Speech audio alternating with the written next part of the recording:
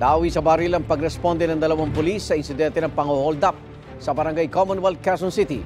Patay ang isa sa mga pulis at ang bumaril sa kanyang hold-upper. May unang balita si Nico Wahe. Pulis ang lalaking ito na nakita sa CCTV sa Katipunan Street, barangay Commonwealth, Quezon City.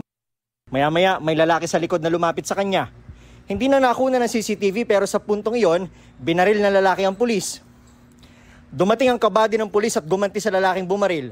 Although meron na po siyang mga tama, naka-retaliate pa po or naka-fire back pa po itong ating pulis dito sa ating suspect. Tinulungan din naman po siya nung kanyang kabady na at matapos po yun ay naitakbo pa po ng ospital.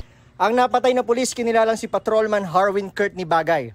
Ang balang tumama sa braso niya, tumagos sa dibdib. Di pa tukoy ang pagkakakilanlan ng sospek. Ayon sa NCRPO, nasa lugar ang dalawa para rumisponde sa holdapan. Sabi ng isang saksi, sunod-sunod ang umalingaw-ngaw na putukan noon. Ito yung police, pasugod na. Yung may customer kami, gumagawa kami ng burger nun eh. May customer kami.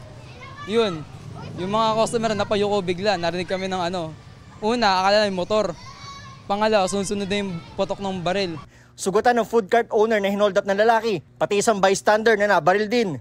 Dito nakaposte yung mga pulis nang may marinig na putukan at nang re-responde sana, tumakbo sila sa bahaging ito kung saan isang lalaki ang nakasalubong nila na nagtuturo kung saan umano tumakbo ang nagpaputok.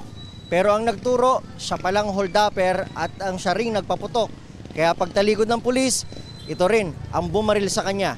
Hindi po kasi nila identified kung sino pa yung suspect. So doon po sila napalapit. Nung tumalikod na po itong ating mga pulis, saka po bumunot naman po itong ating suspect at pinaputukan po itong ating isang patrolman. Inaayos na raw ng PNP ang pagpaparangal kay Patrolman Bagay.